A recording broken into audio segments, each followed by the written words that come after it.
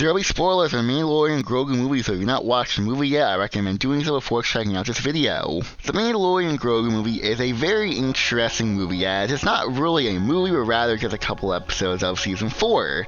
And whether or not you like that or not, I think the fact of the matter is that Jon Favreau and the team did a good job of actually masking that. Like, you can't really tell that it's multiple episodes, really, except for like a couple parts. But you know, that's a good thing, because I don't want it to be that obvious. And so, but in other words, what I'm trying to say is that this movie is not really a proper movie, and it's weird because this is the first Star Wars movie to come out in 6.5 years, since 2019. And you would think that they would go all out with it, but no, they went a different approach where the movie is very, very small scale. Like, this is not one of those big events. Like, the stuff that the Mandalorian and Grogu go on in this movie are very small scale, because it's supposed to be season 4 of the show. So because of that, it's very small scale. And also, this isn't really that controversial of a movie as it doesn't really get mad at. I mean, if you're someone that's getting mad at this movie, like in terms of like the story beats and story structure and the character moments, and I don't really know what to tell you, because like, yeah, you can hate this movie as, yeah, this is just a live action cartoon, where it's mostly just nothing's really happening in terms of important character moments. It's just, here's 2 hours of action. If you don't like that, that's perfectly fine. This movie isn't meant for everyone. It's very clearly just like, here's 2 hours of fun. But if you're like, I don't like the way that the characters are written, I don't like this or that, you know, buddy, it's not that type of movie. It's not that deep. Just sit back and enjoy the ride. I know it's hard to say, because like, this is Star Wars and we're supposed to take things as seriously as possible, but like, this movie is meant to be fun. That's all it really is. Like, I don't really care about like inconsistencies and like, how did this thing get here, like those little things. I don't really care. Like, how did the Mandalorian get from here to there? Because that's what happens a lot of movies. A lot of movies just like, here's the Mandalorian in one scene, the next scene he's like in the Razor Crest or somewhere else, and it's like, how did he get there? Who knows? I don't really care.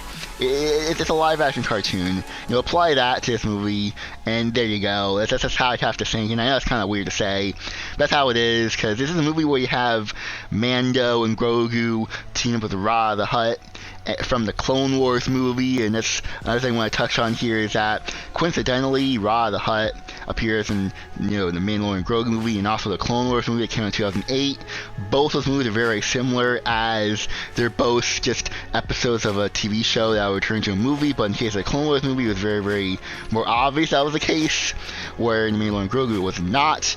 And also the fact that Ra the Hutt appears on both of these things, so that's just a crazy coincidence. But the Mandalorian and Grogu movie is way better than the Clone Wars movie, way better. But that doesn't mean that's perfect. What I mean is that there are parts of this movie that feel kind of drawn out. The first half of the movie is very, very action-packed, very, very, like, these are a lot of things happening. But towards the middle-ish area and towards the end, it can be a bit stretched out. You know, even though it's weird, because this is a 2-hour movie, it shouldn't be that dragged out. But like, there are parts where it does feel a little bit dragged out. But that gives me, because I'm just like, oh, I'm kind of like, the movie's not really that engaging all the time, really. But even though this movie is very fun, it's not fun all the way through. There is parts where it's just like, here's more slower moments, and those moments can be a bit tiresome, and you're like, can we get to the next action scene, please? I do give this movie one section that's more on the slower side, and that's a bit slower pace, but it's not boring at all, as it involves Grogu. And to give context, this is part of the movie where Din Djarin gets knocked out by the poison. After he fights the giant like snake creature, he gets poisoned, and he's, you know, tells Grogu to get back to the ship, but he doesn't. And then Din Djarin's fighting his way through the droids, and eventually he gets knocked out from the poison, and reveals that Grogu stayed behind to help Din Djarin out. And for the next 15 to 20 minutes, I don't really know how long it is, for that amount of time, you're just with Grogu, helping Mando out, helping him take care of him, helping him get better, just like help him disguise himself so he doesn't get caught.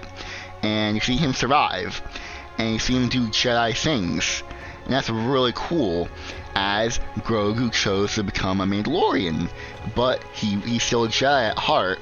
And it's so cool to see that he's meditating. He is doing a selfless thing by helping others. He uses the Force to heal Mando's wound.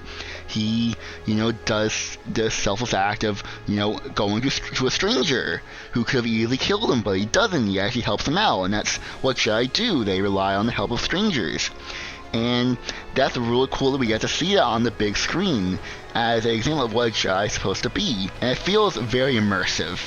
And so for those 20 minutes, I'm like, this is very great. Even though there's no action, it's so, I'm like, I love that. And yeah, that's kind of just where I'm at. Like, this movie's just, I'm very neutral. It's like, it's not amazing, but it's not bad. Like, what I expected it to be is just 2 hours of fun and action, and that's what I got. Like, this is a true popcorn film. Like, you're not meant to take anything seriously. You're meant to just sit there with your popcorn or your snacks, and just sit there and like zone out while you're watching some action scenes. With all that being said, where do I put this in my rankings then? The Mandalorian and Grogu movie goes above the Kenobi show, but below Solo. And I feel like that's a good place to put it, as I can't really put it any place higher, can't really put it anywhere lower, and I'm like, after watching the movie and actually looking at my ranking, I'm like, this is a good place to put it. Full 40th place is good. It's like lower middle-ish. I don't really know where else to put it, really. It's just, that's how I feel. Have you seen the movie? Do you like it? Do you hate it? Because, like, even the movie itself is not controversial. I feel like the reception, how people will look at it, will be controversial, as, like, yeah, this movie is not meant to be taken that seriously. Like, it's not that deep. But at the same time, it's the first Star Wars movie in 6.5 years. There should be more oomph to this, but there isn't. So, I think it's a fun, enjoyable ride. It's like a carnival ride, like a roller coaster, and that's okay. As long as it's embracing that, that's great, that's cool. And it kind of did. I kind of wish the movie went a little bit more into the more chaotic stuff. I wish it was more faster paced. But the other criticism I really have, because, like you're not supposed to take it that deeply. So, yeah, that's where I'm going to leave it here. We gotta enjoy. Hit like button, subscribe. I'm going to go now. So, goodbye, everyone.